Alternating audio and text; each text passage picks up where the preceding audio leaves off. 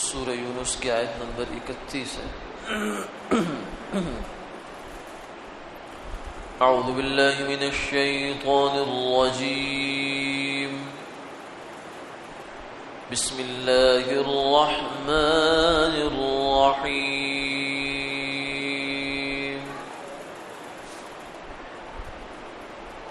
قل من يرزقكم من السماء والأرض أَمَّن يَمْلِكُ السَّمْعَ وَالْأَبْصَارَ وَمَن يُخْرِجُ الْحَيَّ مِنَ الْمَيِّتِ وَيُخْرِجُ الْمَيِّتَ مِنَ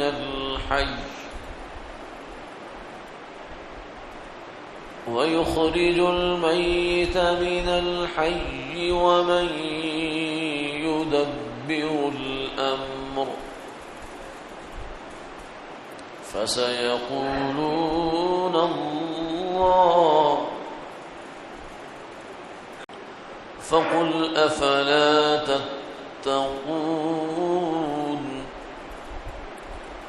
فَذَلِكُمُ اللَّهُ رَبُّكُمُ الْحَقُّ فَمَاذَا بَعْدَ الْحَقِّ إِلَّا الضَّلَالُ فَأَنَّى تُصْرَفُونَ۔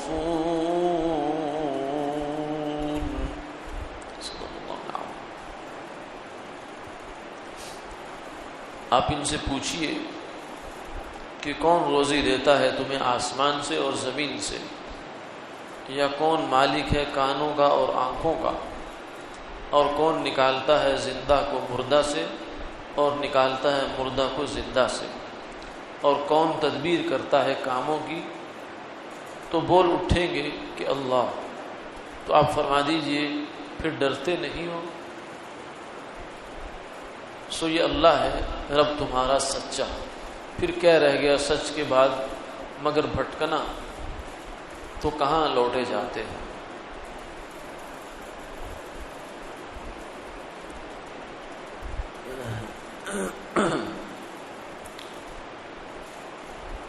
پہلی آیت مبارکہ میں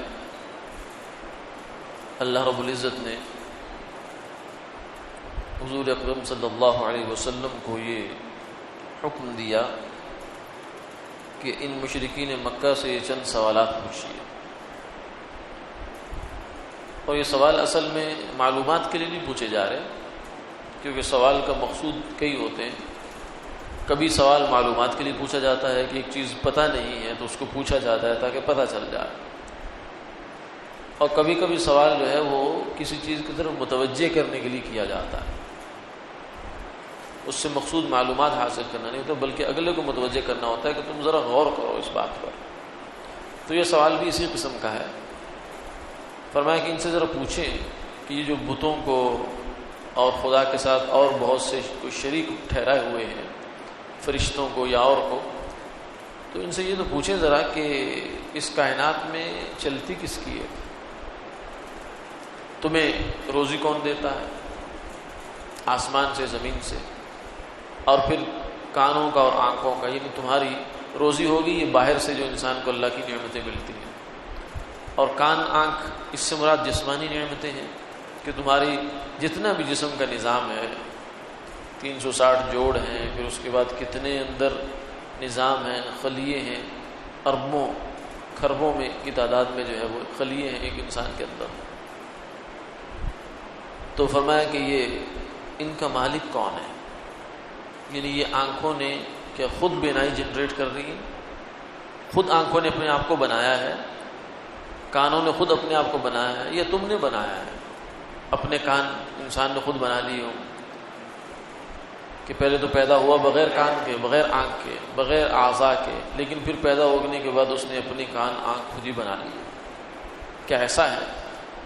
نہیں۔ تو پھر کس نے بنایا؟ یہ بت جو تم نے کھڑے کر رکھے ہیں انہوں نے بنا دیے تمہارے، جسم تمہارا انہوں نے بنایا، حواس تمہارے انہوں نے بنائے، دل، دماغ اور جسم کے باقی جتنے اعضاء ہیں کیا انہوں نے بنائے ہیں؟ ایک سوال یہ ہے۔ تیسرا سوال یہ ہوا وَمَن يُخْرِجُ الْحَيَّ مِنَ الْمَيِّتِ وَيُخْرِجُ الْمَيِّتَ مِنَ الْحَيِّ، کہ تم آئے روز دیکھتے ہو کہ زندہ سے مردہ نکل رہا ہے اور مردہ سے زندہ نکل رہا ہے۔ عجیب قدرت ہے، عجیب کرشمہ ہے یہ۔ حالانکہ زندہ سے زندہ کا نکلنا یہ تو سمجھ میں آتا ہے، لیکن زندہ سے مردہ کا نکلنا اور مردہ سے پھر زندہ کا بن جانا، جیسے انسان ہے یا جانور ہے، اس سے انڈا نکلتا ہے، انڈا بے جان ہے، اگرچہ اس میں نباتی حیات ہے، جسے پودوں کی حیات بھی کہتے ہیں، درختوں کی حیات جو ہے اسے نباتی حیات کہتے ہیں، یعنی اس میں سائنس کی نظر میں جو ہے یہ بھی زندہ شمار ہوتے ہیں، کیونکہ ان کے اندر بھی غذا لینے کا، پھر اس کو ہضم کرنے کا، پھر اس کو آگے اپنے جسم کا حصہ بنانے کا، پھر نشو و نما کرنے کا یہ ایک نظام موجود ہے، اس لیے ان کو زندہ کہہ دیا جاتا ہے۔ لیکن جو عرف عام ہے، عام عرف میں جو ہم سمجھتے ہیں وہ تو بے جان ہے، درخت بھی بے جان، پتھر بھی بے جان۔ تو اس لحاظ سے جو مرغی کا انڈا ہے یا کسی بھی جانور کا انڈا ہے وہ بے جان چیز ہے، اسے آپ رکھے رہیں وہ ذرا اس میں کبھی حرکت نہیں ہوتی، نہ اس میں از خود کوئی نمو ہوتی ہے، بڑھوتری بھی نہیں ہوتی، تو ایک طرح سے وہ مردہ ہے، اگرچہ اس میں صلاحیت ہوتی ہے اس بات کی کہ اس سے زندہ جانور پیدا ہو جائے، مگر اس وقت تو وہ مردہ ہے، ناکارہ ہے اس لحاظ سے، زندگی کے لحاظ سے۔ لیکن فرمایا کہ اس کے اندر سے زندہ جاندار نکل آتا ہے، اس کے خاص وقت ہے، اس کے بعد اس کے اندر سے جاندار نکل آتا ہے۔ وَيُخْرِجُ الْمَيِّتَ مِنَ الْحَيِّ، مرغی سے انڈا نکلا بے جان، انڈے سے چوزا نکلا جاندار، تو یہ بے جان سے جاندار سے بے جان اور بے جان سے پھر جاندار نکالنے والی ذات کون ہے؟ وَمَن يُدَبِّرُ الْأَمْرَ، پھر فرمایا کہ یہ بھی ان سے پوچھے کہ یہ جو تم اتنا تو کم سے کم مانتے ہو نا کہ اللہ تعالیٰ نے اس کائنات کو بنایا ہے اور پھر بڑے بڑے کام اللہ خود ہی کرتے ہیں، لیکن چھوٹی چھوٹی کچھ چیزیں ہیں وہ کہتے تھے خدائی کی اللہ نے ان بتوں کو بھی دے دی ہے، اختیارات دے دیے، تو بھائی دینے والا کون ہے؟ تو بڑے کاموں کی تدبیر کون کرتا ہے؟ پھر جن چیزوں کا چلو تم نے اختیار ان بتوں کو دے دیا وہ تو ایک طرف ہوگی، تو کام تو بہت سارے ہیں اس کائنات کے اندر، صرف وہی کام ہے کیا بچہ دینا یا کسی کو رزق دینا، باقی کتنی تدبیر ہے۔ یہ تو چلو تمہارے ساتھ معاملہ تم سمجھتے ہو کہ بچے فلاں دیتا ہے، تو جو جانور جنگلوں میں رہتے ہیں، ہزاروں لاکھوں کروڑوں قسمیں ہیں، ان کی نسلیں ہیں ان کو کون بچے دیتا ہے؟ تمہیں چلو لگ گیا کہ فلاں جو ہے رزق کا ذمہ دار ہے، فلاں بت اور فلاں جو روح ہے یا نیک آدمی ہے وہ اس کے پاس رزق کے دروازے ہیں، کھول دیے اللہ نے اس پر، تو وہ آ کے دے جاتا ہے اپنی مرضی سے، جس کو چاہتا ہے دیتا ہے، جس کو نہیں چاہتا نہیں دیتا۔ تم یہ سمجھتے ہو تو انسانوں پر تو چلو اس نے رزق کے دروازے کھول دیے، تو یہ جانوروں کو کون رزق دیتا ہے؟ سمندر کے اندر کتنی مخلوقات، جنگلوں کے اندر کتنی مخلوقات، وما يعلم جنود ربك الا هو، اور میں تیرے رب کے لشکروں کو کوئی نہیں جانتا سوائے اس کے، وہی جانتا ہے۔ تو ان سب کو کون دیتا ہے رزق؟ تو جو اتنی بڑی کائنات اور اتنی بڑی بڑی مخلوقات کا رزق دے سکتا ہے، تو کیا ایک یہ 5 فٹ کی انسان اس سے بھاری ہو گیا کہ اس کی روزی اور اس کے جو جتنے بھی کام ہیں وہ اس نے دے دیے کہ نہیں میرے سے نہیں ہوتے، نعوذ باللہ من ذالک کہ تم کر لو اس کو؟ ایسی بات نہیں، اور نہ ہی یہ کوئی پروٹوکول کی چیز ہے کہ اللہ تعالیٰ کہ ہاں ٹھیک ہے خدائی میرے پاس کافی ہے، میں تمہیں بھی تھوڑی تھوڑی دے دیتا ہوں، چلو تم بھی لوگ بھی اس سے گزارا چلاؤ، آگے کام چلاؤ، تمہاری عزت ہو گئی، اس سے پروٹوکول ہو گئے۔ نہیں، ایسی بات بھی نہیں۔ اصل بات یہ ہے کہ اللہ تعالیٰ خدائی میں کسی کو شریک کر ہی نہیں سکتے، کیونکہ خدا وہی ہے جو ازل سے ایک ہے، ابد تک ایک ہے، ہمیشہ ایک ہے۔ اگر اس خدا کے اندر کوئی پارٹیشن مان لی جائے، کوئی ڈسٹریبیوشن مان لی جائے، تو پھر خدا نہیں ہے۔ اس خدا کو خدا ماننے کا مطلب ہی کچھ نہیں رہتا۔ قل هو اللہ احد اللہ الصمد لم یلد ولم یولد ولم یکن له کفوا احد اللہ لا الہ الا هو الحی القیوم لا تأخذه سنة ولا نوم له ما فی السماوات وما فی الارض، زمین و آسمان میں جو کچھ بھی ہے اس سب کا مالک وہ ہے، القیوم بھی ہے، حی بھی ہے، قیوم کا مطلب اس نے سارے نظام کو تھام رکھا ہے، زمین آسمانوں کے اندر جتنے فرشتے ہیں اتنے فرشتے ہیں کہ جو زمین کی مخلوقات اس کے سامنے کچھ بھی نہیں ہے۔ فرمایا کہ فرشتوں کی اتنی بڑی تعداد ہے کہ آسمان پر ایک گھر ہے اللہ تعالیٰ نے بنا رکھا ہے اپنا، بیت المعمور اسے کہتے ہیں، تو اس کے فرشتے ایسے ہی طواف کرتے ہیں جیسے زمین پر انسان بیت اللہ کا طواف کرتے ہیں، اور اس کے اندر بھی داخل ہوتے ہیں۔ تو فرشتوں کی تعداد اتنی زیادہ ہے کہ جو ایک دفعہ میں فرشتہ داخل ہو گیا اس کی اب قیامت تک دوبارہ باری نہیں آئے، اتنی تعداد ہے۔ اور کوئی جگہ ایسے نہیں، چپا ایسا نہیں کہ جہاں کوئی فرشتہ جو ہے وہ اللہ کی تسبیح و تحمید میں اور حمد میں مصروف نہ ہو۔ تو اتنی مخلوقات آسمان میں، اتنی مخلوقات زمین میں، اور کیا کہاں کیا ہے اللہ ہی جانتا ہے۔ تو اتنی ساری مخلوقات کے جو انتظامات کر سکتا ہے تو کیا تمہارے نہیں کر سکتا؟ کچھ ہوش کرو۔ اب جب ان سے آپ فرمائے یہ ساروں سوال پوچھیں گے، رزق کون دیتا ہے، تمہارے حواس کا مالک کون ہے، پھر مردہ سے زندہ سے مردہ کو نکالنے والا، پھر اس مردہ سے زندہ کو نکالنے والا کون ہے، اور پھر یہ کہ جو پوری کائنات کا نظام ہے اس کو دیکھنے والا چلانے والا کون ہے، فسیقولون اللہ۔ تو ان کے اندر سے سچ اگل کر باہر آ جائے۔ حقیقت حال تو یہی ہے، اندر سے جو ان کی لاشعور سے آواز نکلے گی وہ اللہ ہی نکلے گا کہ یہ سارے کام اللہ ہی کرتے ہیں اور کسی کی مجال نہیں یہ کام کرنے کی، اور یہ اندر کی شعور کی آواز ہے۔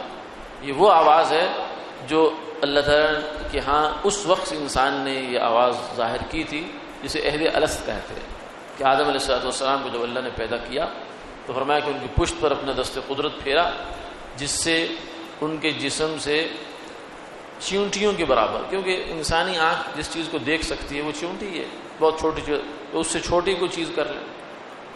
تو اتنے مخلوقات یعنی جتنے قیامت تک آنے والے انسان آدم علیہ السلام کے نسل میں تھے وہ سب سامنے آ گئے۔ تو پھر ان سب سے اللہ نے پوچھا الست بربکم، کیا میں تمہارا رب نہیں ہوں؟ قالوا بلا، کہنے لگے کیوں نہیں، آپ کے علاوہ ہے کون، اور کون ہے؟ اسی لیے حدیث پاک میں ایک دعا آتی ہے، بڑی عجیب دعا ہے، اللہم انک لست بإلہ استحدثنا، اے اللہ آپ کوئی ایسے خدا نہیں ہے جس کو ہم نے بنایا ہو، ہم نے جنریٹ کیا ہو جس کو، یعنی خدا ایسا نہیں ہے کہ ہم نے اس کو گھڑ لیا ہے، تصور میں بنا لے کہ خدا ہے، بس ہماری امیجینیشن ہے، وہ کوئی ایسی چیز نہیں ہے۔ ولا برب یبید ذکرہ ابتدعنا، اور نہ ہی آپ کوئی ایسے رب ہیں کہ جو بس ایک ماضی کا قصہ بن جائے گا، ایک وقت آئے گا کہ خدا پہلے ہوتا تھا، لوگ پوجتے تھے خدا کو اور بعد میں ختم ہو جائے گا۔ نہیں، وہ اپنے جتنی مرضی انسان ترقیاں کرتا چلا جائے اور جتنا مرضی جو ہے وہ اوٹ پٹانگ کرتا رہے، سرکشی کرتا رہے، بے نیاز ہو جائے خدا سے، مگر وہ گاہے گاہے آدمی کو جھٹکے لگا کے بتاتا رہتا کہ تو آزاد نہیں ہے، میں ہوں اور یہ میری کائنات ہے، تیرا کچھ نہیں ہے اس میں، تجھے جس کام کے لیے بھیجا ہے وہ کام کر کے آ۔ پھر انسان کی بے بسی بھی ظاہر ہوتی رہتی ہے۔ ولا برب یبید ذکر ابتدعنا ولا علیک شرکاء یقضون معک، اے اللہ آپ کے ساتھ کوئی اور خدا ہے نہیں جو فیصلوں میں شریک ہوتا ہو، یا جس کی کوئی مشورہ ہی ہو، کوئی کمیٹی ہو، کوئی شورا ہی ہو جائے۔ خدا کی کوئی شورا بھی نہیں ہے، کوئی کمیٹی بھی نہیں ہے، کسی کے مشورے لینے کا پابند بھی نہیں ہے۔ ولا کان لنا من قبلک من الہ نلجأ الیہ ونذرک ولا اعانک علی خلقنا احد فنشرکہ فیک، اور فرمایا کہ اے اللہ آپ کے علاوہ کوئی اور ہے بھی نہیں کہ ہم آپ کو چھوڑ کے چلو اس کی طرف چل گئے، اول آخر آپ ہی ہیں، لا ملجا ولا منجا منک الا الیک، اے اللہ جائے پناہ جائے نجات اور ہے کہاں سوائے آپ کے، اور آپ کی کسی نے مدد نہیں کی ہمیں پیدا کرنے میں، ہمیں رزق دینے میں، ہمیں زندہ رکھنے میں، ہمارا نظام چلانے میں، کون ہے جو آپ کا ہاتھ بٹا رہا ہے؟ تو سب تو مخلوق ہے، اللہ کا تعاون کون کرے گا؟ خود تعاون تو وہ کرتا ہے جو برابر کا ہوتا ہے، قریب قریب کا تو ہوتا ہے، تو خالق کی تعاون مخلوق کیسے کر سکتی ہے؟ تبارک و تعالی، اور میں کہ اللہ تو بابرکت ہے اور بہت بلند ہے، بہت بلند، بہت قدرتوں کا مالک ہے۔ تو اس لیے فرمایا کہ یہ بات ان کے لاشعور میں تو ہے، اس لیے جب ان سے یہ سوال آپ کریں گے تو سوائے اس کے جواب بنے گا نہیں ان سے، فَسَيَقُولُونَ اللَّهُ، اللہ ہی ہے۔ پھر آپ ان سے پوچھئے فَقُلْ أَفَلَا تَتَّقُونَ، پھر تمہیں شرم کرنی چاہیے، پھر بھی تم شرک سے باز نہیں آتے۔ یہ سب کچھ خدا کے لیے مانا، اس کو کامل بھی مانا، اس کی قدرت بھی مانی، اور پھر یہ بھی مانا کہ خدا کی کوئی مجبوری نہیں ہے کہ وہ کسی کو اپنی خدائی میں شریک کرے۔ جب سب کچھ مان لیا تو پھر غیر اللہ کو خدائی میں شریک کرنے کا کیا تک بنتا؟ پھر یہ حماقت نہیں تو اور کیا ہے، یہ ہٹ دھرمی نہیں تو اور کیا ہے۔ فَذَلِكُمُ اللَّهُ رَبُّكُمُ الْحَقُّ، اس کے بعد فرمایا کہ یہ جو کچھ بھی کر رہا ہے، اس کے علاوہ جتنی بھی اس کی صفات ہیں ان کو بھی سامنے رکھے، یہی ہے اللہ جو سچا خدا ہے۔ باقی تو کون ہے جس کو جن لوگوں نے خدائی کے دعوے کیے، فرعون نے دعویٰ خدائی کا کیا، نمرود نے کیا، تو وہ ذلیل ہو گئے، ذلیل و خوار رسوا ہو گئے۔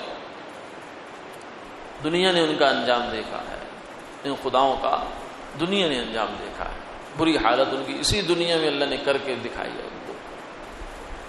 فَذَلِكُمُ اللَّهُ رَبُّكُمُ الْحَقُّ، تو سچا خدا تو وہی ہے۔